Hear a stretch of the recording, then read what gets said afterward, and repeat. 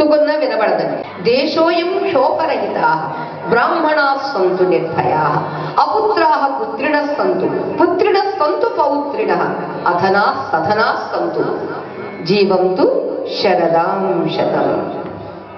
ఇదండి ఆశ్వాసం. ధర్మనందనుడి యొక్క రాజ్య పరిపాలనలో ఇవన్నీ జరుగుతూ ఉన్నవి అని చెబుతారు. ఇక ఆపై శ్రీకృష్ణ పరమాత్మ తిరిగి ద్వారక వెళ్ళాలి అని అనుకుంటాడండి. ద్వారకకు సాగనంపారు. ఆ ద్వారకకు వెళ్ళేసరికి స్వామి కోసం ఎదురు చూసినటువంటి ఆ భక్త భార్యలండి ఎంతమంది అండి? పెళ్లి చేసుకున్నది ఈయన ఎనమండుకున్నారండి. కానీ పెళ్లి చేసుకోకుండా ఉన్నటువంటి వాళ్ళు ఎంతమందో తెలుసా? 16,000 మంది పాణిగ్రహణం చేశారు. అంటే ఆ వేళ పెళ్ళిళ్ళు రాక్షస వివాహమని, గాంధర్వ వివాహమని చాలా రకరకాలు ఉండేవండి. ఇక్కడ పెళ్లి అనేటటువంటిదండి ఈవేళ ఫోటోల కోసం జీలకర్ర బెల్లం పెట్టేసుకుని దానికి ముందే చూపులు అయిపోతుంది, దానికి ముందే ఎంగేజ్మెంట్లోనే అందరూ అక్షతలు అయిపోతున్నాయండి. చాలా పొరపాటు జరుగుతుందండి. వాళ్ళ పెద్దలందరూ గుర్తించండి. బూట్లతోటి వెళ్ళికి అక్షతలు వేస్తారండి. అక్కడ మండపారాధన చేసి దేవతలను ఆవాహన చేస్తారండి. బూట్లు వేసి పెడితే దేవతలు కూర్చుంటారండి? కూర్చుంటారా? కూర్చోరు, వాడు వెళ్ళిపోతారండి. పెళ్లికి ముందే ఒక వారం రోజులు లేదా 2 రోజులు 6 నెలల ముందు ఎంగేజ్మెంట్, అప్పుడు ఒక పెళ్లి అయిపోతుందండి. ఇంకా చూపులు ఏమిటండి? చూపులు కలవడం. ఇంకా ముహూర్తం ఏంటండి? జీలకర్ర బెల్లం. అందుచేతనే సంవత్సరం తిరగకుండానే డివోర్స్, విడాకులు. అది వరకు మగపిల్లలు ఇచ్చేవారటండి ఎప్పుడో, కానీ ఇప్పుడు ఆడపిల్లలే ఇచ్చేస్తున్నారండి చాలా ఎక్కువగా. దానికి కారణం పెద్దలు చేస్తున్నటువంటి పొరపాటులే. ఆ పొరపాటును గుర్తించి గుర్తించాలన్నమాట. అంచేది ఇక్కడ స్వామి వెళ్ళేసరికి అందరూ చాలా ఆదరణగా చూశారు. ఆశ్చర్యం ఏమిటంటే మరి ఇంతమంది ఇళ్లకు వెళ్ళాలి అంటే 16,000 మంది కూడా నరకాసురుడి యొక్క చెరలో ఉన్నటువంటి వాళ్ళండి. వాళ్ళందరినీ విడిపించడమే తాను వివాహం చేసుకోవడం. అరే మేము సమాజంలోకి వస్తే మేము ఎలా తల ఎత్తుకుని బ్రతకాలి అని వాళ్ళంటే నేనున్నానుగా మిమ్మల్ని స్వీకరించడానికి అన్నాడండి. ఇది తెలియనటువంటి వాళ్ళండి. ఆ ఇంట్లో రామయ్య, వీధిలో కృష్ణయ్య, పిచ్చి పిచ్చి టైటిల్స్ పెట్టండి. పరమాత్మ యొక్క వైభవాన్ని, గొప్పతనాన్ని తీసి పడేయడానికి రచయితలు, డైరెక్టర్స్ చాలా మంది ఉంటారండి. అది కాదండి. నీకు తెలిస్తే తెలిసిందాన్ని తెలిసినట్టుగా చెప్పు, లేకపోతే గప్చిప్గా ఉండు. ఒక ద్రౌపది గురించి ఆ మహాతల్లా ఎవరో రాసి పడేసిందండి. ఏమిటండి? ఏమి తెలుసండి? మీరు అందరూ అలాంటి వాటికి అభినందనిస్తుంటాడు, ఎవడెవడో అవార్డ్స్ ఇస్తూ ఉంటాడు. ఏం అవార్డు అని? ఏ అవార్డు అయినా కావచ్చు. ఎవరికి అవార్డు ఇవ్వాలో గుర్తించలేనటువంటి సమాజం అండి మన సమాజం. మంచివాడు, జ్ఞాని అయినటువంటి ఎవడో అవార్డు ఇస్తాడని చూడండి, ఆయన అవార్డు కోసం చూస్తాడండి, ఆయన ఇస్తాడండి. అదే వాళ్ళకు కావచ్చు. అందుచేత ఇలా స్వీకరించినటువంటి వారందరినీ అందరికీ తలొక భవనాన్ని కట్టించాడండి. అవునండి, ఇది ఇంతమంది ఇళ్లకు వెళ్ళడానికి ఎంత టైం పడుతుందో కదండి అని అనుకుంటేనండి అన్నిళ్లలో ఒకేసారి వెళ్ళాడండి. అది మనవాడి గొప్పతనం. ద్వారక వెళ్ళి అందరికీ ఆనందాన్ని కలిగించాడు స్వామి. ఇక ఆపై భామలందరినీ కూడా చూస్తాడు, అష్టమహిషులను కూడా అలరిస్తాడు. ఎందుకంటే ఆయన యొక్క సామర్థ్యం అలాంటిదన్నమాట. ఇక ఆపై సూత మహర్షిని, శౌనకాది మునీంద్రులు అడిగారు, అయ్యా ఉత్తరాగర్భస్థ శిశువుని రక్షించారు అని చెప్పారు. ఎలా రక్షించాడు? ఎలా రక్షిస్తే అతడు రక్షింపబడ్డాడు? అది మరొక్కసారి మాకు వివరించండి అని అంటే అక్కడ చెబుతారండి. ఉయ్యిడ శక్తి లేదు ఉదర గోళము లోపల ఉన్నవాడా, దిక్కెయ్యది తాననాథనని ఎప్పుడు తల్లి గడింప విందు, నేడియుషువన్ని వాయుటకు ఎయ్యది మార్గము నన్నుగావ ఏ అయ్యగలండు గర్భజనితాపదనెవ్వడిరుంగు దైవమా. పరీక్షితు యొక్క గర్భస్థ ప్రార్థన మనందరి ప్రార్థన అండి. అది దాటి వచ్చేసామండి. లోపల ఇషు అంటే బాణాగ్ని దగ్ధం చేస్తుంది. అరే నాకు నాదుడు లేడని మా అమ్మ అంటుంది. మరి నా పరిస్థితి ఏమిటి? నన్ను కావడానికి రక్షించడానికి ఏ అయ్య ఉన్నాడు? ఈ గర్భంలో ఉండేటటువంటి ఆపద ఎవడికి తెలుసు? ఆలోచిస్తే చూడండి. అందుకనే గర్భనరక దోషం పోవడం కోసమని వారణాసి వెళ్ళి 9 రోజులు ఉంటారండి. చాతరైన వాళ్ళు 9 నెలలు ఉంటారండి.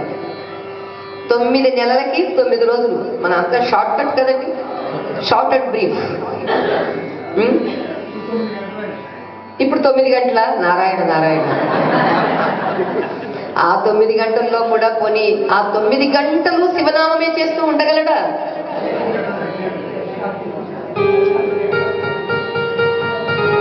పాపం నవ్వుకుంటాడు ఆయన. 9 నెలలు 9 రోజులు చేశారు, 9 రోజులు 9 గంటలు చేశారు. రేపు మాకు 9 నిమిషాలు చేస్తాడు. ఏముందా? అంత గిడి చేతిలోనే కదా ఉంది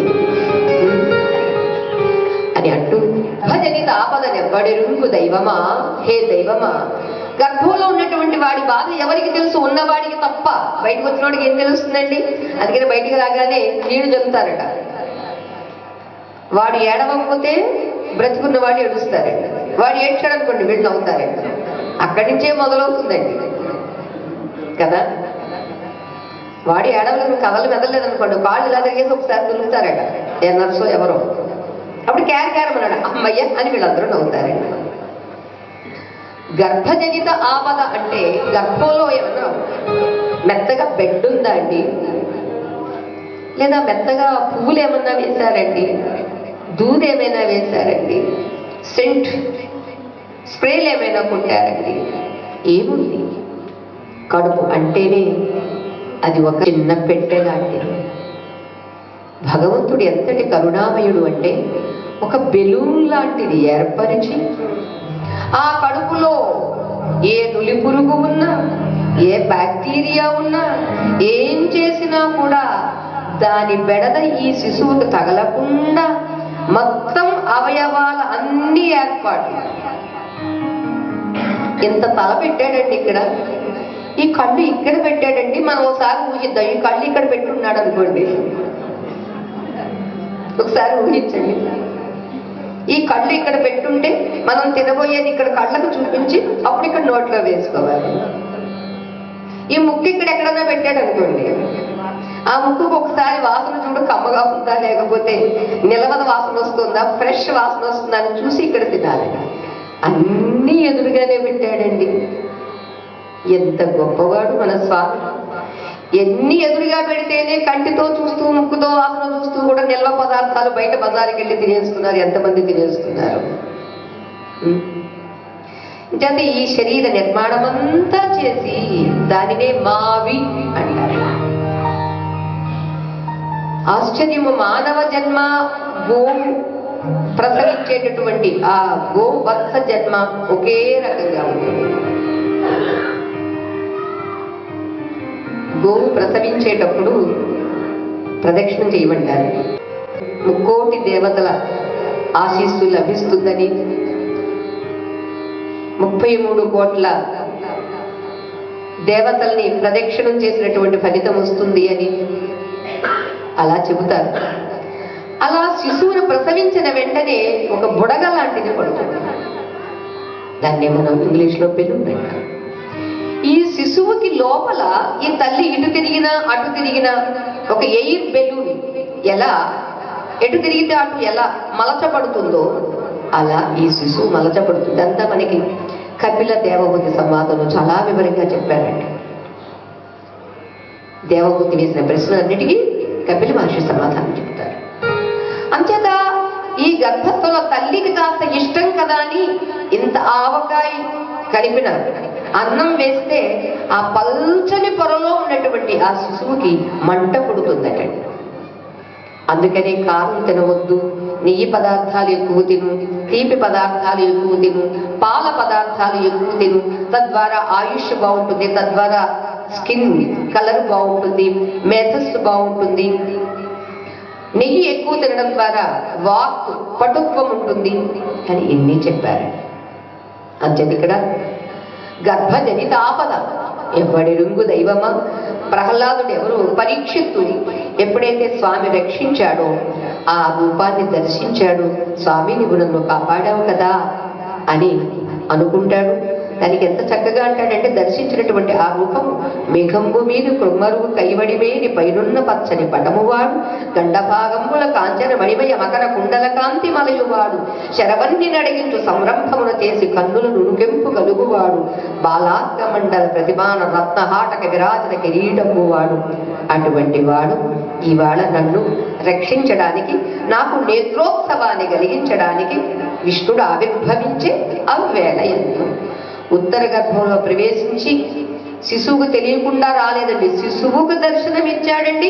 శిశువుకి ఆ బ్రహ్మాస్త్రపు వేడి తగలకుండా కూడా చేయగలిగాడండి. అదిగో అటువంటి ఆ మూర్తిని దర్శించినటువంటి పరీక్షిత్తు ఒకనాడు ఉత్తరదేవి ప్రసవించిన తరువాత ధర్మరాజాదులు అతడికి జాతక కర్మ చేయించి పెద్దలందరితో అడుగుతారండి, ఈ పిల్లాడు ఎలాంటివాడు, ఎలా ఉంటాడు, ఎలా చరిస్తాడు అని అడిగితే ఎంత గొప్పవాడు ముందుగా చెబుతున్నారండి. ఇక్ష్వాకు చందంలో శ్రీరామచంద్రుడిలాగా ఇతడు ప్రజలను రక్షిస్తాడు. ఇది మనుపుత్రుడైనటువంటి ఇక్ష్వాకువులాగా ప్రజలను కాపాడుతాడు. రామచంద్రుడిలాగా బ్రహ్మణ్యుడై సత్య ప్రతిజ్ఞుడవుతాడు. డేగ వెంటబడినటువంటి పావురాన్ని కాపాడినటువంటి శివి చక్రవర్తి లాగా ఇతడు శరణాగతుడవుతాడు. ఎవరు శరణాగతి అంటారో వాళ్ళకి ఆశ్రయాన్ని ఇవ్వగలిగినటువంటి వితరణ ఖని అవుతాడు. అంతేకాదు దుష్యంత సూర్యుడు భరతుడు, శకుంతల దుష్యంత సూర్యుడైనటువంటి భరతుడి మాదిరిగా సోమాన్వయ జ్ఞాతి వర్గాలకు యజ్వలకు అనర్గళ కీర్తిని ప్రసాదిస్తాడు. అంతేకాదు ధనంజయ కార్తవీర్యుల మాదిరిగా తనుత్తర అగ్రేసరుడవుతాడు. అంతేకాదు కీలిపోలిక దుర్ధర్షుడవుతాడు. సముద్రుడిలాగా దుస్తరుడవుతాడు. ఒక మృగేంద్రులాగా విక్రమశాలి అవుతాడు. ఒక వసుమతిలాగా అక్షయ క్షాంతియుక్తుడవుతాడు. ఒక భానునిలా సూర్యుడిలా ప్రతాపవంతుడవుతాడు. ఇక వాసుదేవుడిలా సర్వభూతహితుడవుతాడు. తల్లిదండ్రులలాగా అందరినీ ఆదరిస్తాడు, సహిష్ణుడవుతాడు. ఇటువంటి వాడు సుమా మీ ఈ వంశాంకురమైనటువంటి మనుమడు అంటారండి. ఆ తర్వాత ఇది కూడా అడిగారండి, ఎన్నేళ్ళు ఉంటాడు ఏమిటి అని అడిగితే ఈ విషయం కూడా చెబుతారండి. ఇంతటి భాగవతోత్తముడు అయినటువంటి ఈ పరీక్షిత్తు, అంటే ఈ పేరు ఎందుకు పెట్టారంటే అండి, పుట్టిన దగ్గర నుంచి ఎవరెవరు దగ్గరికి వస్తారో తాతగారు ఒళ్ళో కూర్చుని వచ్చిన వాళ్ళందరినీ తేరిపార చూసేవాడు. ఎందుకో తెలుసా? నన్ను అమ్మ కడుపులో ఉండగా కాపాడాడు కదా, అతడెవరా అతడెవరా అతడెవరా అని అలా చూసేవాడు. అందరినీ పరీక్షగా చూస్తున్నాడు కాబట్టి పరీక్షిత్తు. ఇతడు అసలు పేరు ఏమిటో తెలుసా అండి? విష్ణురాతుడు. ఎందుకని ఈ పేరు పెట్టారు అంటే, గర్భంలో ఉండగానే విష్ణువు చేత రక్షింపబడినటువంటి వాడు కాబట్టి విష్ణురాతుడు, విష్ణురాతుడు అని పేరు పెట్టారు. అయితే ఆ పేరు కాస్త పక్కకు పోయిందండి. అందరినీ పరీక్షగా చూస్తున్నాడు కాబట్టి పరీక్షిత్ పరీక్షిత్ పరీక్షిత్ పరీక్షిత్ పరీక్షిత్ అని పేరు సార్థకమైందండి. తాతలు అడిగితే చెప్పారు, ఆ బ్రహ్మణ్యుడైనటువంటి బ్రాహ్మణోత్తములు ఎంత గొప్పవాడు, ఎంతటి మహానుభావుడు, సర్ప కాటుతో మరణిస్తాడు అని చెబితే, అయ్యో అలానా అని అంటే మీరు విచారించాల్సిన అవసరం లేదే లేదు. ఎందుకో తెలుసా? అతడు వారం రోజుల్లో తక్షక విషాగ్నికి భస్మమైపోతావు అనే శాపాన్ని పొందినటువంటి అతడు విలపించలేదు సరికదా.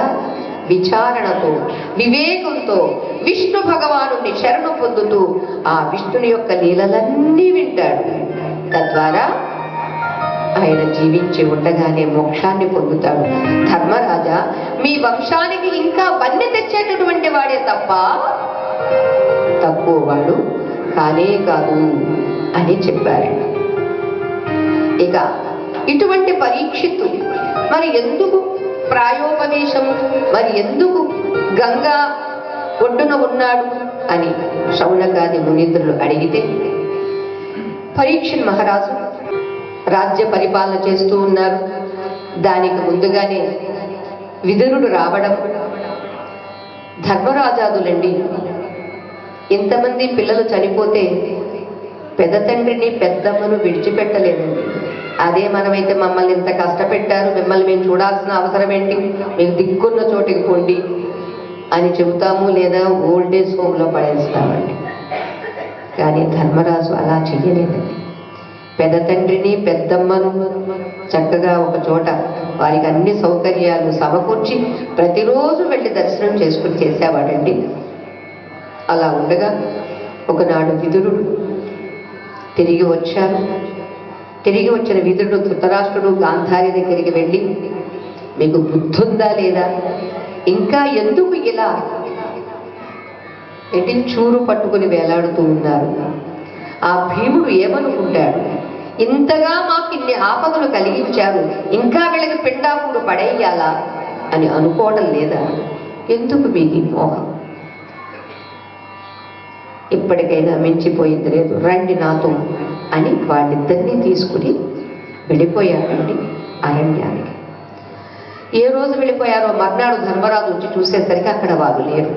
ఎంత విలపిస్తాడో ధర్మరాజు, ఏరి మా వాళ్ళు ముగ్గురు లేరే, ఏమైపోయారు సంజయ, నీవేమైనా చూసావా అని అడిగితే, సంజయుడు నాకు కూడా తెలియదే అని అనుకుంటే ఇంతలో నారదుడు రావడం, వచ్చినటువంటి నారదుడు సూచిస్తారు, హే ధర్మరాజా, నీవు బాధపడవద్దు, నీ పెద్ద తల్లి పెద్ద తండ్రి వాళ్ళు ఎలా ప్రవర్తించినా వాళ్ళ పట్ల నీ ధర్మాలను నువ్వు నిర్వర్తించావు, పుత్రుడుగా ఆదరించావు. ఇదండి మనకి ధర్మరాజు నేర్పించినటువంటి. వాళ్ళు ఎలాంటి వాళ్ళైనా కానీ మన పట్ల ఎలా ప్రవర్తించని, కానీ నీ ధర్మం నీవు తప్పవద్దు, నీ కర్తవ్యాన్ని నీవు విస్మరించవద్దు, నిన్ను అపార్థం చేసుకొని వ్యర్థంగా మాట్లాడని నీ కర్తవ్యాలను విస్మరించవద్దు. అలా విదురుడు వాళ్ళని తీసుకుని వెళ్ళాడు. విదురుడు వాళ్ళకి చెప్పాల్సిన బోధంతా చెప్పిన తర్వాత ధృతరాష్ట్రుడు మనం ఇందాక చెప్పినట్టుగానే యోగాగ్నిలో తన శరీరాన్ని భస్మం చేసుకుంటాడు. గాంధారి కూడా అదే యోగాగ్నిలోకి దూకి ఆమె కూడా శరీరాన్ని ఛాదించింది అని నారదుడు చెప్పక, ధర్మరాజా, కలికాలం ప్రవేశిస్తుంది, ఇక నీకు చూడు అన్ని అశుభాలు సంకేతాలు నీకు తెలుస్తాయి, జాగ్రత్త అని చెప్పి నారదుడు వెళ్ళారు. ఇక్కడ శ్రీకృష్ణ పరమాత్మ వెళ్ళేటప్పుడు అర్జునుడు కూడా వెంట వెళతాడు.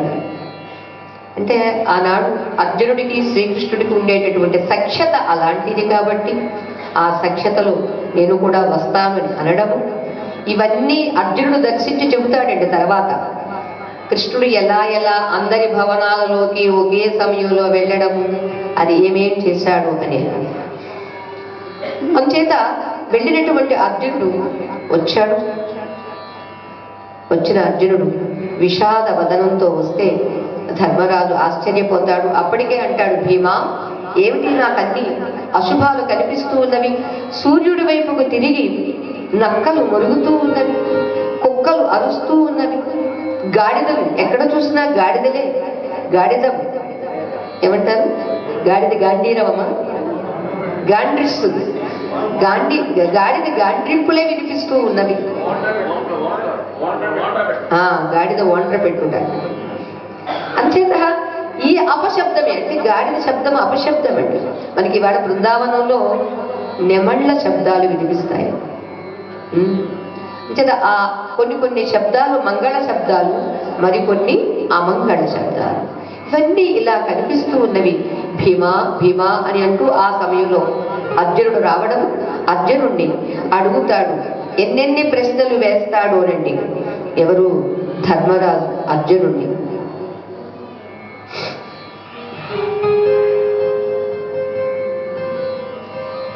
మన బావ, మన సఖుడు, మన కృష్ణుడు క్షేమంగా ఉన్నాడు కదా. మాతామహుడైన మన సూర్యుడు ఉన్నాడు కదా. మంగళమే మన మాతృలకు, మన అత్తలకు, మన మామలకు అందరూ మంగళమే కదా. మనకి నలుగురు ముగ్గురు మేనత్తల అంటే 7 మొత్తం 4 + 3 కలిపి మేనత్తలు, వసుదేవుడికి భార్యలు 7 అన్నమాట. వాళ్ళకందరికీ ఆనందమే కదా. వాళ్ళ పిల్లలందరూ బాగున్నారా? అక్రూరుడు, కృతవర్మ ఇలాంటి వాళ్ళందరూ కూడా బాగానే ఉన్నారు కదా.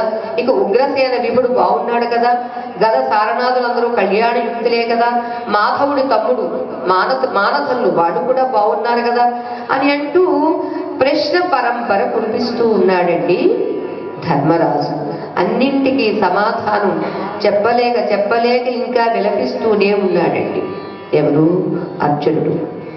అన్నా పలుగున భక్తవత్సలుడు, బ్రహ్మణ్యుడు, గోవిందుడు, ఆపన్నానీక శరణ్యుడు, ఈశుడు, జగద్భద్రాలు సంధాయి, శ్రీమన్నవ్యాంబుజ పత్రనేత్రుడు, సుధర్మామధ్య పీఠంబునందున్నాడా బలభద్రుగుడి సుఖేయి ఉత్సాహే ద్వారకన్ అని అంటూ ఎన్ని శుభలక్షణాలు చెబుతూ ఆ కృష్ణుడు భద్రంగా ఉన్నాడు కదా బలరాముడితో కలిసి. ఆ రామకేశవులకు సారాముల భక్తి నీవు సలుపుదువు కదా. గారాములు చేయుదురా పోరాముల బంధువులల్ల పొద్దు చితారి. అది మన పోతనామాచుల వారి యొక్క ఆ ప్రాశ, ఆ శబ్దము, ఆ వైభవం అండి. ఇంకా ప్రశ్నిస్తూనే ఉన్నాడు. ఎందుకు నీవు విలపిస్తున్నావు? శత్రువుల చేతిలో ఓడిపోయావా? చూడండి, అంటే మనిషి చెయ్యకూడదని ఇక్కడ చెబుతూ ఉన్నాడు. ఆడితివో సాధు దూషణాలాపములను, ఎవరైనా సాధు సత్పురుషులు నీవు దూషించావా? ఎవరు సాధులు, ఎవరు సత్పురుషులు? ఎవరైతే సత్యస్వరూపుడైనటువంటి భగవంతుడిని కీర్తిస్తూ, భగవంతుడి నామాన్ని జపిస్తూ, భగవంతుడి కోసమే జీవితం ఎవరైతే వెచ్చిస్తారో వాళ్ళు సాధువులండి. అటువంటి సాధు మహాత్ముల్ని ఏమైనా దూషించావా?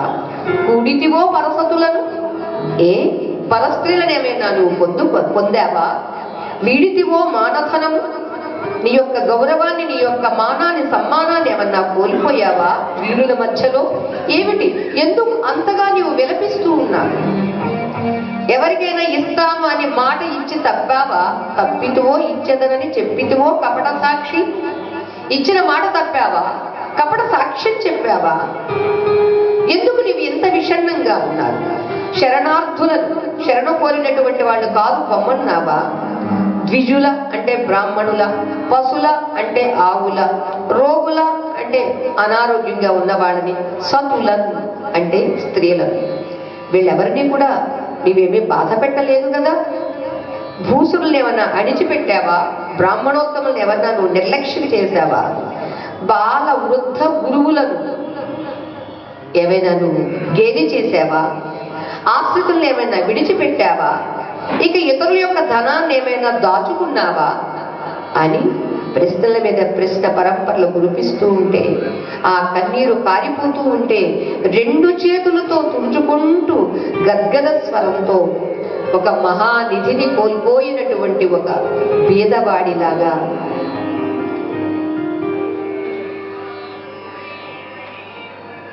అర్జునుడు నిట్టూర్పులు విడిచిపెడుతూ ఇలా అంటున్నాడండి. మన సారథి, మన సచివుడు, మన బియ్యము, మన సఖుండు, మన బాంధవుడు, మన విభుడు, గురుడు, దేవర మనలను దిగనాడి జనియే మనుజాధీశ. ప్రథమ స్కంధంలోనే కలి ప్రారంభం కాబోతుంది కాబట్టి శ్రీకృష్ణ పరమాత్మ వేసుకొని తెచ్చుకున్నటువంటి ఆ దేహాన్ని విడిచిపెట్టాడు. అది చెబుతూ ఉన్నాడు. ఎవరు అతడు? మన సారథి, మన సచివుడు, మన మంత్రి, మన బియ్యము, మన బియ్యంకుడు. ఎందుకంటే వాళ్ళ చెల్లెల్ని చేసుకున్నాడండి, అలాగే వాళ్ళ అన్న కూతుర్ని కూడా చేసుకున్నారు కదా వీళ్ళు.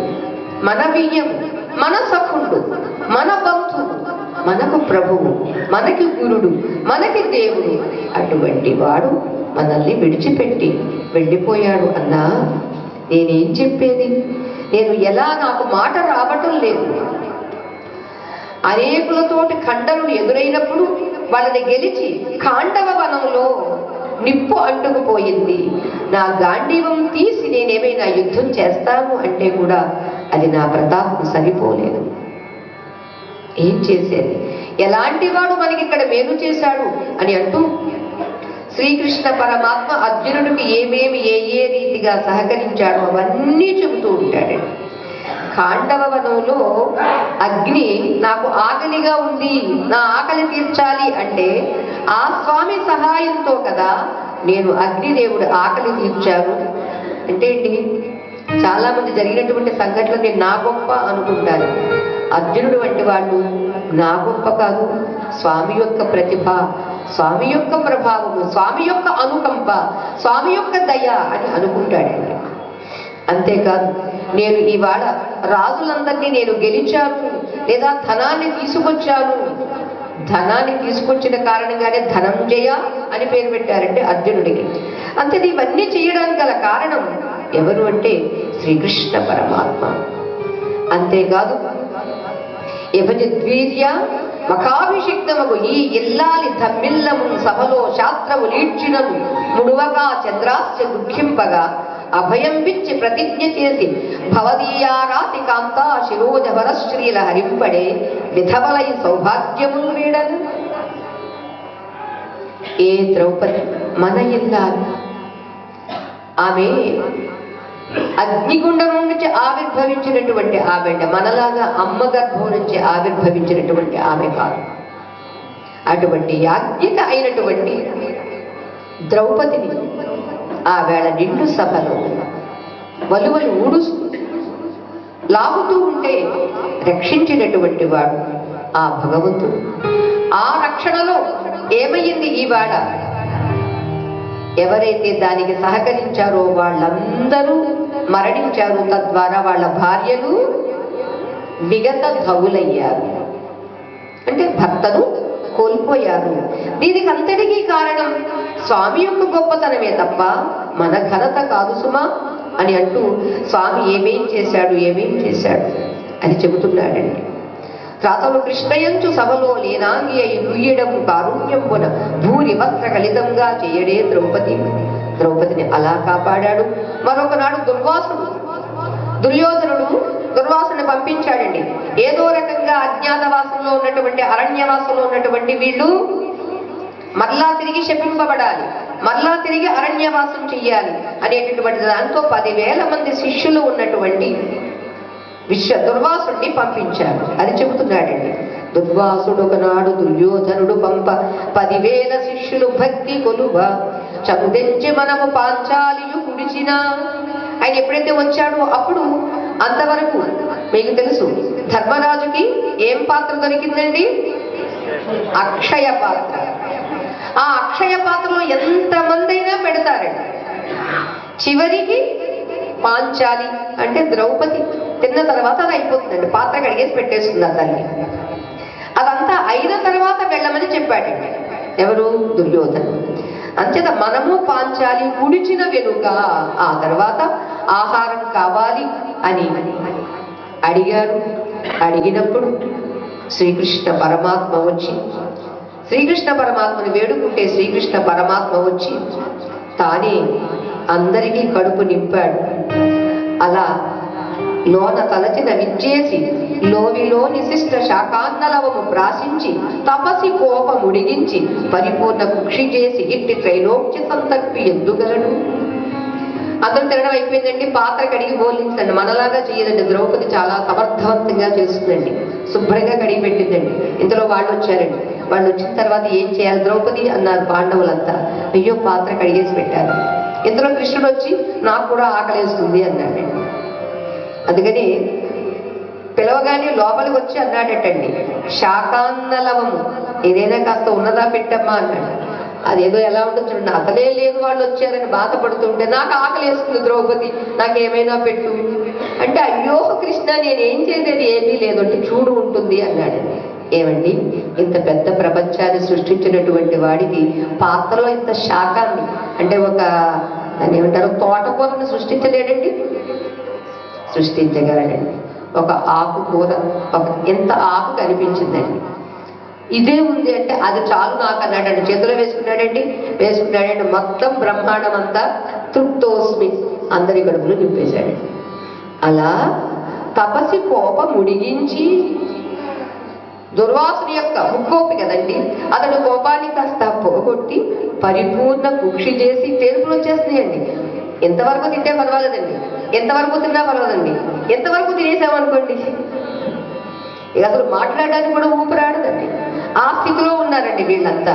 అటువంటి వాళ్ళు పరిపూర్ణ కృషి చేసిన ఇట్టి త్రైలోక్య సంతర్పి, 3 లోకాలకు ఏకకాలంలో సంతర్పణ చేయగలిగిన వాడు ఎవడండి? శ్రీకృష్ణుడు ఒక్కడు తప్ప. అందుకని మనం అన్నం తినేటప్పుడు కూడా ఏం చెప్పుకోమంటారండి? అహం వైశ్వానరో భూత్వా ప్రాణినాం దేహమాశ్రితః ప్రాణాపాన సమాయుక్తః పచామ్యన్నం చతుర్విధం. నేను తింటున్నాను అని కాదండి స్వామి, గుర్తు చేసుకోండి, నేను మీలో ఉండి తింటున్నాను. నేను తింటున్నాను కాబట్టి మీరు బయట ఉడికించిన వండిన వాటిని మళ్ళా లోపల నేను వైశ్వానరాత్రిగా ఉండి లోపల మళ్ళా వాటిని ఉడికిస్తున్నా. ఉడికించిన దాన్ని మళ్ళా వడకడిన దాన్ని రక్తంగా మారుస్తా. రక్తంగా మార్చిన దాన్ని 72,000 నాడులకి సప్లై చేస్తా. దానికి ఒక పంపు కూడా పెట్టాలి. ఏంటది? లబ్ డబ్ అని కొట్టుకుని పంపు కూడా పెట్టారు. ఆ పంపింగ్ ఆగిపోయింది అనుకోండి, సప్లై ఆగిపోతుంది. అందుచేత ఇంతమందికి ఏకకాలంలో సంతర్పణ ఎవరు చేయగలడంటే అతడొక్కడు మాత్రమే చేయగలడు. అలాంటి వాడు ఎక్కడ ఉన్నాడు? ఇక లేడు. పంది కోసం పోరాడుతూ పాలాక్షుడు శివుడి కోసం, శివుడితో నేను పోరాడేటప్పుడు నాకు బలాన్ని ఇచ్చింది ఎవరు? అతడు కాదా? అతడి బలంతో కదా నేను పాశుపతాన్ని పొందాను. ఎవడిని నమ్మి దేవేంద్రుడు పీఠంలో నన్ను కూర్చుండబెట్టాడు? అతని ప్రభావం కాదా? అంతేకాదు, కాలకేయుడు మొదలైనటువంటి దైత్యులు ఎవరెవరైతే ఉన్నారో వాళ్ళందరినీ నేను చంపాను అంటే అతడి ప్రభావం కాదా? ఒకనాడు గోగ్రహణం నాడు కురుకులంలో ఉన్నటువంటి పెద్ద వాళ్ళందరూ వచ్చారు యుద్ధం చేయడానికి. అర్జునుడు వెళుతూ ఉంటే అప్పుడు బృహన్నలుగా ఉన్నాడండి. వెళుతూ ఉంటే అప్పుడు ఉన్నటువంటి వాళ్ళ ఆడపిల్లలు ఉత్తర మిగిలినటువంటి చెలికత్తలు అందరూ కలిసి చెప్పారట, నువ్వు యుద్ధం చేయడానికి వెళ్తున్నావు కదా, వాళ్ళ తలపాగాలన్నీ బాగుంటాయి, ఆ తలపాగా కుర్చీలు కావాలి, రంగురంగులు మా బొమ్మలకు పెట్టుకుంటామని అడిగారండి. అది కూడా తెచ్చాడట. అది ఇక్కడ చెబుతున్నాడండి. కర్ణ సింధురాజ కౌరవేంద్రాదుల తలల పాగలెల్ల తడవి తెచ్చి ఏ మహాత్ము బలిమినించితి విరటుని పుత్రి అడుగ బొమ్మ పొత్తిగలడు. బొమ్మలు గుడ్లు చుడుతుంటాం కదండి, అలా వీళ్ళు అడిగారట. అలా ఆయన తెచ్చాడట. ఎలా తేగలిగారు? ఇదంతా ఆ మహాత్ముడి యొక్క ప్రభావం అని ఇంత చెప్పుకొని గుర్తు చేసుకుంటూ ఉంటారండి జరిగినదంతా. ఎప్పుడైతే ఇది విన్నారో ఇక లాభం లేదు అని అనుకుంటారు. మనం కూడా వెళదాము అని అనుకుంటారు. ఈ వార్త వినగానే కుంతీమాత కూడా యోగ మార్గం ద్వారా తన తనువును చాలించింది. ఏ అల్లుడు ఈ మేలుకు అల్లుకుపోయి ఉన్నాడో, మేనల్లుళ్ళు అందరికీ ఉంటారండి. కృష్ణుడు వంటి మేనల్లుడు ఎంతమందికి ఉంటారండి? కుంతీమాతకు తప్ప. ఆ కృష్ణుడు లేని ఈ తనువు ఎందుకు అని ఆ తల్లి ఆత్మహత్య చేసుకోలేదండి. ఇక్కడ మీరు గ్రహించాలండి, మన భారతీయ సంస్కృతిలో యోగం కూడా చిన్నప్పటి నుంచే నేర్చుకుంటే అవసరం లేనప్పుడు, సెల్ ఫోన్ ఎంత ప్రయోజనాలు ఉంది, అక్కర్లేదన్నప్పుడు దీన్ని ప్రక్కన పడేస్తున్నాం. పడుకున్నప్పుడు దీని అవసరం లేదండి. అలాగే ఈ శరీరం అనేటటువంటి పరికరాన్ని వాడుకుని ఇక దీని అవసరం తీరిపోయింది, నాకు అక్కరలేదు అని విడిచిపెట్టగలిగేటటువంటి ప్రక్రియయే యోగ మార్గం. అలా కుంతీమాత శరీరాన్ని విడిచిపెడితే ధర్మరాజు ఆశ్చర్యపోయాడండి.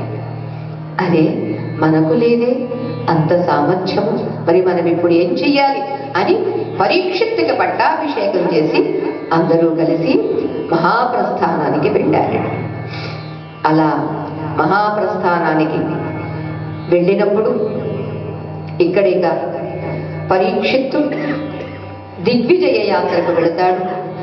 ఆ దిగ్విజయ యాత్రలో వెళ్ళినప్పుడు ఒక చోట గోవు వృషభము అంటే ఆవు ఎద్దు ఇవి రెండు సంభాషించుకోవడం వింటాడండి. ఆవు అనేటటువంటిది భూమాత, గోవయింది, ధర్మదేవత వృషభం అంటే ఎద్దు. ఆ రీతిగా రెండు సంభాషించుకుంటూ ఉంటాయి. ఇంతలో ఒక రాజ దుస్తులతో ఉన్నటువంటి వాడు వచ్చి ఆవును తన్నుతాడు, ఎద్దుని హింసిస్తూ ఉంటాడు. ఇవి రెండు విలపిస్తూ ఉంటాయి. గోవు చెబుతుంది, ధర్మదేవత నీవు కాని నాకు కాని దిక్కేది? నన్ను భరించినటువంటి నా భర్త, నా దైవము, నా సర్వస్వం శ్రీకృష్ణ పరమాత్మ శరీరాన్ని విడిచిపెట్టారు. ఇక ఏది ఈ భూమిపై అప్పుడే మొదలయ్యింది కలి ప్రభావం, కలియుగ ప్రారంభమయ్యింది. ఎలా, ఏం చేసేది అని అంటే, అవును అవును చూడు, నా ఈ 4 కాళ్లల్లో 3 కాళ్ళు కుంటుపడినవి, ఒంటి కాలితో నేను ఉన్నాను. ధర్మదేవతకి 4 పాదాలండి. సత్యము, ధర్మము, అహింస, శౌచం. ఈ 4 పాదాలు సత్యం కోల్పోయాను, ధర్మం కోల్పోయాను, తపస్సు కోల్పోయాను. ఇక శుచి అనేది మాత్రమే ఉన్నది, అది కూడా కోల్పోతాను. అలా ఒంటి పాదంతో ఉన్నాను అని బాధపడుతున్నటువంటి ఆ ధర్మదేవతని గోమాత, భూమాత ఓరడిస్తుంది. ఇటువంటి ఈ భూమాతని ధర్మదేవత ఊరడిస్తుంది. ఈ కలి నిగ్రహిస్తూ ఉంటే ఆ సమయంలో చూశాడు మన పరీక్షిత్ మహారాజు. వెళ్ళి ఎవరు నీవు అని వెంటనే బాణం తీయబోతే ఆ కలి కాస్త వచ్చి పరీక్షిత్ పాదాల మీద పడ్డాడు. సమర్థుడైనటువంటి వాడు ఎవరైతే శరణాగతి అంటారో వాడు ఎంత పాపాత్ముడైనా విడిచిపెట్టడము ఒక క్షత్రియ ధర్మం. అంతేది ఇక్కడ ఎవరు నీవు, ఎందుకు లే, ఏమిటి నువ్వు చేస్తున్నది పని? పూజించాల్సినటువంటి గోమాతను, ఆ ధర్మదేవత వృషభ దేవతని నీవు హింసిస్తూ ఉన్నావు. ఎందుకు ఇలా చేస్తున్నావు? నువ్వు నా రాజ్యంలో ఉండడానికి వీల్లేదు అని అంటే, మహారాజా నీ రాజ్యంలో ఎందరో సుభిక్షంగా ఉన్నారు, నేను కూడా ఉండడానికి కాస్త అవకాశం కల్పించు అని కోరుతాడు. అంటే ఇక్కడ ఆలోచిస్తేనండి, ఒకడికి రక్షణ కోరినప్పుడు వాడు ఎలాంటి వాడైనా సరే రక్షణ కల్పించాలండి. అయితే ఆ రక్షణ ఎలా కల్పించాలి అనేది కూడా ఇక్కడ మనకి చాలా చక్కగా చెబుతున్నారు. హే మహారాజా, నన్ను నీ రాజ్యంలో ఉండకుండా పొమ్మనమంటే నేను ఎక్కడికి పోవాలి? నేను అసలు ఎక్కడ ఉండగలను? నాకు ఎంతో కొంత ఒక స్థానాన్ని ఇవ్వు అని అడిగితే ఆ మహారాజు చక్కగా ఒక 4 స్థానాలు ఇస్తాడండి. ఏమిటది అని అంటే, ఎక్కడైతే అసత్యం ఆడతారో అక్కడ నీవు ఉండవచ్చు. అంతేకాదు, మరి ఎక్కడైతే జూదం ఆడతారో అక్కడ ఉండవచ్చు. అంతేకాదు, మరి ఎక్కడైతే పరస్త్రీ వ్యామోహం ఉంటుందో అక్కడ ఉండవచ్చు. అంతేకాదు, మరి ఎక్కడైతే జీవహింస జరుగుతుందో అక్కడ ఉండవచ్చు అని 4 స్థానాలు ఇచ్చాడు. 4 స్థానాలు ఎందుకు ఇచ్చాడో తెలుసా అండి? సాక్షాత్తు గర్భంలో ఉండగానే పరమాత్ముడి యొక్క సందర్శనం చేసి సంరక్షింపబడినటువంటి వాడు కాబట్టి పరీక్షిత్ మహారాజు తన పాలనలో ఎక్కడా ఇవి 4 లేవండి. అనృతం లేదు, జోదం లేదు, పరస్త్రీ వ్యామోహం లేదు, జీవ హింస లేదు. అంతేత ఈ 4 స్థానాలు ఇచ్చాడండి. కలిపురుషుడు తక్కువ వాడటండి. అందుకే కలిపురుషుడు అంటే వేరే ఏమీ కాదండి, మన జీవితంలో మన మనస్సు పదే పదే మనల్ని మోసగిస్తూ ఉండేటటువంటిదేనండి.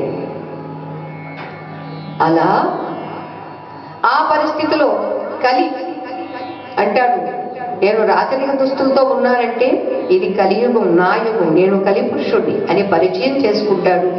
నీవన్న స్థానాలు కన్నా వాటితో పాటుగా మరికొన్నింటిని ఇవ్వు అని కోరుకుంటాడండి. ఆ కోరుకున్న వాటిల్లో ఏమంటాడంటే, ఎక్కడ బంగారం ఉంటుందో ఆ బంగారం ఉన్న స్థానం ఒక్కటి ఇవ్వు చాలని ఎక్స్ట్రా కోరుకుంటాడండి. ఆ కోరుకున్నటువంటి దానితో బంగారం ఎక్కడ ఉంటుందో అక్కడ ఏముంటుందండి, దాన్ని రక్షించుకోవడానికి చాలా పాటలు పడాల్సి ఉంటుంది. ఆ పాటలతోటే ఆ ధనం మీద మదం వస్తుంది, మదంతో మోహం వస్తుంది, దీన్ని కాపాడుకోసం స్వార్థం వస్తుంది. ఆ స్వార్థంలో ఇతరుల ప్రాణాలు తీయడం జరుగుతుంది. మొత్తం దీనితో మొత్తం అంతా ఆక్రమించవచ్చులే అని కలి అలా కోరుకున్నాడు తెలివిగా. ఆనాడే కలిని నిగ్రహిస్తే సరిపోయేది, అశ్వత్థామను అలా చేసినట్లుగా. కానీ చెయ్యలేదు. ఎందుకో తెలుసా? మరి మన అందరికీ భాగవతం వరగొద్దు, భాగవత ఫలం దొరకవద్దు. అందుచేత ఇక్కడ కలిని ఈ రకంగా నిగ్రహించాడే తప్ప అతడి బహిష్కరించలేదండి. సరే అన్నారు. సమయం కోసం చూస్తున్నాడు ఎవరు? కలిపురుషుడు. ఒకరోజు మన యొక్క పరీక్షిత్ మహారాజు వేటకు వెళ్ళాలి అనుకుంటారండి. వేటకు ఎప్పుడు వెళ్ళాలి అంటే, ఆ అరణ్యంలో ఉన్నటువంటి ఆటవికులు లేకపోతే ప్రజలు వచ్చి, అయ్యా మాకు ఈ జంతువుల వల్ల చాలా ఇబ్బందిగా ఉంది, బాధగా ఉంది అని అడిగినప్పుడు వేటకు వెళ్ళాలండి. కానీ ఎవరూ కోరకుండగానే ఆ వేళ పరీక్షిత్తు వేటకు వెళ్ళడం జరిగిందండి. ఎప్పుడైతే పరీక్షిత్తు, నేను ఇలా దాటడంలో నేను మీకు పూర్తిగా చెప్పలేకపోతున్నాను అనిపిస్తుంది, ధర్మదేవతకు తిరిగి 4 పాదాలు మరలా ఇవ్వగలిగినటువంటి మహానుభావుడు పరీక్షిత్ మహారాజు ఒక్కడేనండి. తిరిగి పరీక్షిత్ మహారాజు కలిని నిగ్రహించాడు, భూమాతకు ఓదార్పు చేశాడు, ధర్మదేవతకు తిరిగి 4 పాదాలనే ప్రసాదించగలిగాడండి. అంతటి మహాప్రభు అండి పరీక్షిత్ చక్రవర్తి. అంతటి పరీక్షిత్తు వేటకు వెళ్ళాలని అనుకోవడం, వేటకు వెళ్ళినప్పుడు అలిసిపోయాడు. వెంట వెళ్ళినటువంటి వాళ్ళు వేరుపడిపోయినటువంటి ఆ సమయంలో బాగా దాహం వేసింది, అలసటలో దాహం వేసింది. ఆ దాహం తీర్చడానికి ఎవరా అని చూస్తే దూరంగా ఒక కుటీరం కనిపించింది. ఆ కుటీరం దగ్గరికి వెళ్ళాడు. ఆ కుటీరంలో ఒక మునీశ్వరుడు కుటీరం ముంగిట కూర్చుని, ఆ అరుగు మీద కూర్చుని ఆయన ధ్యానమగ్నుడై ఉన్నాడు. అయ్యా మహర్షి, నాకు దాహం వేస్తుంది, మంచినీళ్ళు ఇవ్వండి అని అడిగాడండి. అని అడిగితే ఆయన పలకలేదు, పలకలేదు. ఎప్పుడైతే అలా జరిగిందో కోపం వచ్చిందండి. ఎందుకంటే నేను ఒక రాజుని, మహారాజు, నాలాంటి వాడు వస్తే ఋషీశ్వరులైనా మునీశ్వరులైనా ఆహ్వానిస్తారు, ఆదరిస్తారు, సత్కరిస్తారు. అలాంటిది వాడు నాకు దాహం వేసి మంచినీళ్ళు అని అడిగితే ఈయన మాట్లాడకుండా కూర్చుని ఉన్నాడే, అసలు ఈయన నిజమైన ధ్యానమా లేక దొంగ ధ్యానమా చూద్దాము అని ఆయన భుజం మీద ఉన్నటువంటి ఆ బాణాన్ని తీసుకొని, ఓడక వింటికోపున మృతోరగముంగొని వచ్చి మారు మాటాడకయున్న మజ్జనపు, ఆ ఉన్నటువంటి వాడు శమీక మహర్షి అండి. ఆ మహర్షి మెడలో ఆ ధనస్సుతో తీసి ఆ చచ్చిపోయినటువంటి పాముడు మెడలో వేశారు. ఎప్పుడైతే మెడలో వేశారో అప్పటికి ఆయన ఉలకలేదు, పలకలేదండి. ఆరూఢస్సచ తస్యైవ శవః కారణముచ్యతే అంటుందండి గీత. ఎవరైతే మీ భాషలో చెప్పాలి అంటే గదిలోకి వెళ్ళిపోయి తలుపులన్నీ, కిటికీలు తలుపులు అన్నీ మూసేసుకుని ఏసీ ఆన్ చేసుకుంటే బయట నుంచి ఎవరైనా పిలిస్తే వినిపిస్తుందండి, ఉత్తుకున్నా వినబడదండి. ఎందుకని? తలుపులు బిగించి ఉన్నాడు కాబట్టి. ఈ శమీక మహర్షి ఆరూఢుడై ఉన్నాడు. బాహ్యమైనటువంటి ఇంద్రియాలు, మనసు, బుద్ధి ఇవన్నిటినీ క్లోజ్డ్, బిగించేశాడు. ఆరూఢుడై ఉన్నాడు. సహస్రారంలో స్వరూపానుభూతిలో ఉన్నాడు. అందుచేత శవః కారణముచ్యతే, ఇతడికి శవం ఉన్న కారణంగా ఇతడి పేరు శమీక, శమీకుడు. అటువంటి శమీక మహర్షి పాప ఇతడు పిలిచినా వినబడలేదు కాబట్టి ఇతడి నిజమా వట్టిదా అని ఆ చనిపోయిన సర్పాన్ని వేశాడండి. వేసినప్పటికీ కదలిక మెదలిక లేదు. ఇక నిస్పృహతో పరీక్షిత్తు తిరిగి వెనక్కి వెళ్ళిపోతూ ఉన్నారు. ఆ సమయంలో దూరంలో పిల్లలందరూ ఆడుకుంటూ ఉన్నారు నది ఒడ్డున. ఆ పిల్లలందరూ చూసి చెప్పారు, హే శృంగి, మీ తండ్రి మెడలో ఎవరో రాజులాగా ఉన్నాడు, పామును వేసి వెళ్ళిపోతూ ఉన్నాడు అని అన్నాడు. చిన్న పిల్లాడు కదండి, చచ్చిన పాము బ్రతికిన పాము పిల్లలకి ఏం తెలుస్తుందండి? ఒక పామును వేసి వెళ్ళాడండి, అక్కడి నుంచి అరుస్తూ వచ్చాడు ఆ పిల్లాడు. ఏ మహారాజైతే నా తండ్రి మెడలో పామును వేశాడు, మజ్జనపు నంసతలంబున పెట్టి దుర్మద క్రీడ చెరించు రాజు హరకేశవులడ్డిననైన చచ్చుకో 7వ నాడు తక్షక ఫణీంద్ర విషానల ఏది సంహతిన్ అన్నాడు. అంటే పాము పిల్లకు కూడా విషం ఉంటుంది కదండి. ఇక్కడ వాగ్బాణము గీర్బాణము, వాళ్ళకి శబ్దమే బాణం, వాక్కే బాణం. వేరే అస్త్రశస్త్రాలు సంధించాల్సిన అవసరం లేదు. ఏమంటాడంటే, అరే నా తండ్రి మెడలో మృతోరగానే వేశాడంటే చనిపోయిన పామునే వేశాడు, కానీ పూలమాల వేయవలసినటువంటి నా తండ్రికి మృత సర్పాన్ని వేశాడు. అతడు ఒక దుర్మదంతో ఉన్నాడు. అటువంటి ఈ రాజు హరకేశవుడు అంటే శివకేశవుడు. హర అంటే శివుడు కదా. శివకేశవులు అడ్డుకున్నప్పటికీ కూడా ఇతడు ఈనాటికి 7వ రోజు తక్షక ఫణీంద్ర విషానల ఏతి సంహతిన్ చనిపోవుగాక అని శాపమిచ్చాడు. ఆశ్చర్యం ఈ పిల్లాడి గోలకి ఆ శమీక మహర్షికి మెలకు వచ్చింది. ఏమిట్రా నాన్న, ఏమైంది, ఎందుకు ఏడుస్తున్నావు, ఏమైంది అంటే, అదిగో నీ మెడలో పాము. ఆయన ఇలా తీసి అలా పడేసి ఏం జరిగింది అంటే, జరిగిందంతా చెప్పి ఇలా నీ కొడుకు కూడా శపించాడని పిల్లలు చెబితే, అయ్యయ్యో, ఏ మహారాజు యొక్క పాలనలో మనమంతా హాయిగా క్షేమంగా ఉండి ఏమీ శ్రమ లేకుండా తపస్సు చేసుకుంటున్నాము, అలాంటి మహానుభావుడు నీవు శపించావా? మన పెద్దవాళ్ళు అంటారండి, కాలు జారితే తీసుకోవచ్చు కానీ నోరు జారితే తీసుకోవచ్చు. ఈ శృంగి నోరు జారాడు, తీసుకోవడానికి వీలైనది కాదు. ఈ శాపము శాపమే. ఏమీ చేసేది లేక బాధతో శమీక మహర్షి తన శిష్యుల్ని పిలిచి, వెళ్ళి మహారాజుకు చెప్పండి, ఇలా నా కొడుకు ఇలా శపించాడు అని. మరి ఆయన ఏ భద్రత తీసుకుంటాడు, ఏ జాగ్రత్త వహిస్తాడు అని చెప్పేసరికి అక్కడండి అసలు కథ. పరీక్షిత్తు తలపై పెట్టుకున్నటువంటి కిరీటాన్ని తీసి ప్రక్కన పెట్టాడు.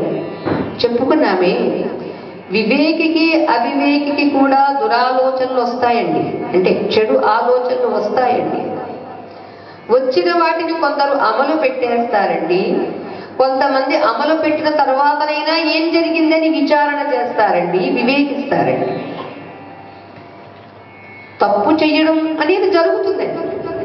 చేసిన తప్పును గుర్తించడం ఒకటైతే, గుర్తించిన దాన్ని ఒప్పుకోవడం మరొకటైతే, ఇక జీవితంలో ఆ తప్పుని మరలా చెయ్యడు. ఎందుకండి కిరీటాన్ని తీసి ప్రక్కన పెట్టాడు. తాను ఎందుకు వెళ్ళాడు అసలు వేటకి? వేటకు వెళితే వెళ్ళాను, నేనేం చేశాను? ఒక ఋషీశ్వరుడికి, మునీశ్వరుడికి చాతనైతే ఒక నమస్కారం, ఇంకా చాతనైతే ఒక పుష్పమాల, ఇంకా చాతనైతే ఫల పుష్పాలు సమర్పించడానికి బదులు నేను సర్పాన్ని వేశానే. ఆహా, మీ గురువు గారి పుత్రుడు నాకు మంచి శాస్త్రే చేశారు. నేను చేసిన పొరపాటుకి నాకు తగిన శాపమే ఇచ్చాను. చాలా సంతోషం, మీరు వెళ్ళి రండి, నేను చేసేది నేను చేసుకుంటాను అని అనుకుని ఆ పరీక్షను చక్రవర్తి తన పుత్రుడైనటువంటి జనమేజయుడికి పట్టాభిషేకం చేసి, అరే నాకు 7 రోజులే ఉంటే ఈ 7 రోజుల్లో నేనేం చెయ్యాలి, ఎలా చెయ్యాలి అని అనుకుంటాడండి. శౌనకాది మునీంద్రులు ఇంతటి మహానుభావుడు కదా, విష్ణురాతుడు కదా, గర్భంలో ఉండగానే దర్శించినటువంటి భగవద్ దర్శనం చేసుకున్నటువంటి ఈ భాగవతోత్తముడు ఎందుకు ఆ పొరపాటు చేశాడు అని అంటే, భీముడు శ్రీకృష్ణుడు వెళ్ళినప్పుడు ఎవరంటే ఇలా చీలుస్తారు, జరాసంధుడిని సంహరించిన తరువాత ఆ జరాసంధుడు ధరించినటువంటి ఆ కిరీటము మొదలైనటువంటివన్నీ తీసుకొచ్చారు.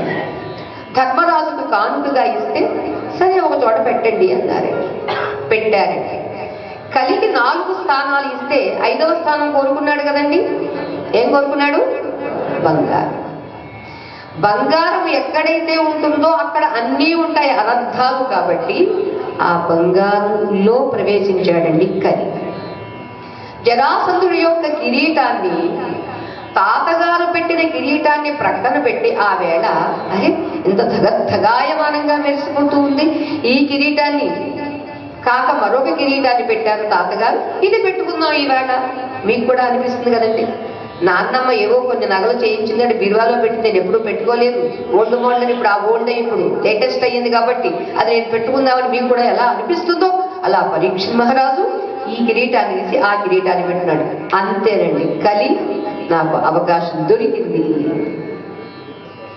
అనుకుని అప్రయత్నంగా, అయాచితంగా, అంటే ఎవరూ కోరకుండానే వేటకు వెళ్ళాడు. జరగాల్సిందంతా జరిగిపోయింది. ఎందుకనిది అంటే, జరాసంధుడు దుష్టుడు, దుర్మార్గుడు. ఇతరుల ధనం అది పరధనం, పరధనాన్ని ఆశ్రయించి ఉన్నాడు కలి. అంచేత పరధనమైనటువంటి ఆ కిరీటం ద్వారా పరీక్షితు యొక్క బుద్ధిని మార్చింది. అయితే మార్చినటువంటి ఇతడికి శాపమే వచ్చినా మనబోటి వాళ్ళమైతే కూర్చుని ఏడుస్తామండి. ఇంకా ఏవేవో జాగ్రత్తలు చాలా మంది సినిమాల్లో అది చూపిస్తూ ఉంటారండి. ఏమిటో నదిలో ఒక ఒంటి స్తంభం మేడ కట్టుకున్నట్టుగా ఆ మేడలో ఆయన లోపల ఉండి మొత్తం అన్ని మూసేసుకుని ఏ చిన్న దోమ చీమ కూడా రాకుండా, ఆహా అదేమీ చెయ్యలేదండి. మనమైతే చేసేవాళ్ళమేమో. పరీక్షిత్ అదేమీ చెయ్యకుండా ఎవరు ఎవరు ఎవరు నాకు ఈ 7 రోజుల్లో నేనేం చేస్తే నాకు మోక్షం వస్తుంది అని విలపిస్తూ ఉంటే అప్పుడు వచ్చారండి ఎవరు? శ్రీ శుక మహర్షి. కాసేపు కూడా ఎక్కడ ఆగనటువంటి వాడు. అంతేకాదు ప్రాయోపవేశాన్ని పొందాడండి. తన పుత్రుడైనటువంటి జనమేజయ మహారాజుకి పట్టాభిషేకం చేసి, ప్రాయోపవేశం అంటే ఏమిటంటే ఆకలి వేసినా అన్నం తినకపోవడం, దాహం వేసినా నీళ్లు తాగకపోవడం, నిద్ర వచ్చినా నిద్రించకుండా ఉండడం.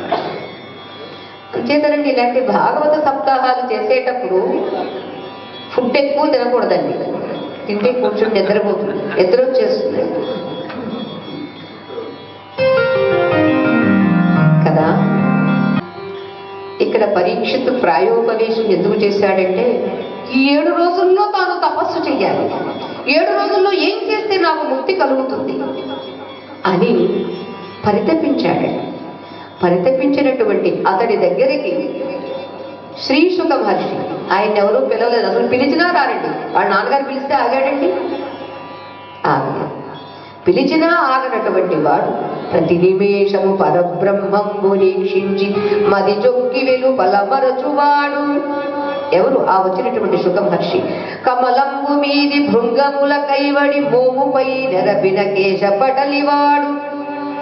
ఇది వ్రాసి మాయన్ అంగీకరించని భంగి వసనంబు కట్టగ వచ్చువాడు.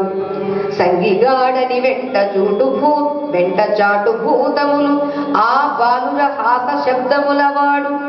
మహిత పదజాము జంఘోరు మధ్య హస్త బాహు వక్షోగళానన పాల కన్న నాసికా గండ మస్తక నయన యుగలుడైన అవధూత మూర్తివాడు అరుగుదెంచే. ఇదండి. ఊరకరారు మహాత్ములు వారై. ఎలా వచ్చాడటండి? ఆ వచ్చినవాడు ప్రతి నిమిషము కూడా పరబ్రహ్మానుభూతిలో అహం బ్రహ్మాస్మి అని ఆ బ్రహ్మను వీక్షిస్తూ ఉన్నటువంటి వాడు, మది చొక్కి బయట అంతా మర్చిపోయేటటువంటి వాడు. కమలంలో ఒక భృంగము తుమ్మెద ఎలా దానిలో ఆ మధురాన్ని రొలుతూ ఉంటుందో అలా అతని యొక్క బ్రహ్మ వర్చస్సుతో కూడినటువంటి ముఖారవిందములో ఈ జుట్టు అనేటటువంటిది 16 ఏళ్ళ కుర్రాడు కదండి, మంచి జుట్టు ఉంటుందండి. ఆవేళ కటింగ్లు లేవు కదండి. ఆ జుట్టు వెళుతూ ఉంటే అలా భృంగంలాగా తుమ్మెదల్లాగా ఉంది అటువంటి వాడు. ఇక ఒంటి మీద ఏమైనా వస్త్రం ఉందా అంటే ఆహా, వస్త్రం కూడా లేదండి. ఎందుకని? వస్త్రం కట్టాలి, నేను మగాడిని అనేటటువంటి అభిమానం కూడా లేనటువంటి వాడండి. మాయను తిరస్కరించినటువంటి వాడు కాబట్టి మాయా వస్త్రాన్ని విసర్జించినటువంటి వాడు. ఇక సర్వసంగ పరిత్యాగి అయినటువంటి ఆ మహాయోగి ఇతడే సుమా అని చాటుతూ ఉన్నట్లుగా కుర్రాళ్ళు పాపం వాళ్ళకి తెలియక రాళ్ళు విసిరినా ఇసుక పోసినా ఏమీ స్పందించకుండా తాను ఎక్కడికైతే వెళ్ళాలో అక్కడికి వెళుతూ ఉన్నటువంటి వాడు. సహజ సుందరంగా ఉన్నటువంటి చరణాలు, ఆ జంఘలు అంటే మోకాళ్ళు, ఆ పాదాలు, ఊరువులు, నడుము, చేతులు, భుజాలు, వక్షస్థలము, కంఠము, ముఖము, లలాటము, ఈ వీణులు, కళ్ళు, నాసిక, చెక్కిళ్ళు, శిరస్సు ఇవన్నీ కలిగినటువంటి ఒక అవధూత మూర్తి విచ్చేస్తూ ఉన్నాడు. ఎక్కడికి వచ్చాడండి? ఎవరు కోరినా కూడా కదలనటువంటి మహానుభావుడు పరీక్షిత్ మహారాజు దగ్గరికి వచ్చాడండి. ఆ వచ్చినటువంటి అతడు చెబుతాడు, పరీక్షిత్, నీకు నేనున్నాను, నీవు బాధపడాల్సిన అవసరం లేదు. ఇంకొకటి చెబుతున్నాను, నీవు 7 రోజులు నిశ్చింతగా ఉండవచ్చు, నా బాధల్లా మిగిలిన వాళ్ళ గురించే అన్నాడండి. మిగిలిన వాళ్ళ గురించి. ఎవరు మిగిలిన వాళ్ళం? మనమంతా. మనకు 1 రోజులు గ్యారంటీ ఉందండి? మరుక్షణమే గ్యారంటీ లేదు. పరీక్షిత్ మహారాజు శ్రీ శుక మహర్షి అభయాన్ని ఇస్తారండి. ఏమిటో తెలుసా? 7 రోజులు ఉంది నీకు సమయం. ఖట్వాంగుడికి 1.5 ముహూర్త కాలంలో మోక్షాన్ని పొందాడు. అంతేత 1.5 ముహూర్త కాలంలో పొందినటువంటి ఖట్వాంగుడే నీకు చాలా ఒక పెద్ద ప్రమాణం. నీకు 7 రోజులు ఉంది. 7 రోజుల్లో ఆ భగవంతుడి యొక్క సుధా మాధుర్యాన్ని, ఆ అమృతాన్ని నేను నీకు అందిస్తాను అని అభయమిచ్చారు శుక మహర్షి. ఆ అభయంతో పరీక్షిత్తు ఓరడిల్లుతాడు. అయితే మన పరిస్థితిని ఆలోచిస్తే పరీక్షిత్తుకి 7 రోజులు అని అనుకుంటున్నాము. అది మనకు కూడా వర్తిస్తుంది. మనకి 50 ఏళ్ళు కావచ్చు, 70 ఏళ్ళు కావచ్చు, లేదా 100 ఏళ్ళు కావచ్చు. ఎన్నేళ్ళైనా మన బ్రతుకంతా తిరిగేది ఎన్ని రోజుల్లోనండి? ఇవాళ ఏం వారం అమ్మా? జయవారము, మంగళవారము. మంగళ, బుధ, గురు, శుక్ర, శని, ఆది, సోమ. తర్వాత బృందావనంలో ఉన్నాం కాబట్టి మరొక వారం ఏమైనా వస్తుందా? లేదు. 7 వారాలే. ఎవరికైనా 7 వారాలే, ఎవరికైనా 7 రోజులే. పరీక్షిత్తు తెలివిగా 7 రోజుల్లో తనకి మృత్యు ఉందని తెలిసినప్పటికీ విచారించకుండా మృత్యువుని అధిగమించడం ఎలా, అమృతత్వ స్థితిని పొందడం ఎలా అని పరితపించాడు. మరి మనం కూడా ఈ వారం రోజుల్లోనే ముక్తి పొందాలి, నాకు ఆ శక్తి రావాలి, ఆ భక్తి కలగాలి అనేటటువంటి తపన మనకు కూడా ఉండాలి. అంతేకాదు పరీక్షిత్ చక్రవర్తికి మాత్రం 7 రోజులు చావు అయితే రాదండి. మరి మనకు ఆ గ్యారెంటీ లేదు, అది కూడా మనం చూసుకోవాలి. ఇక మిగిలినటువంటి ఇది ప్రథమ స్కంధం పరిపూర్ణమయ్యింది. ఇక 2వ స్కంధంలోకి మనం రేపు ప్రవేశిద్దాము.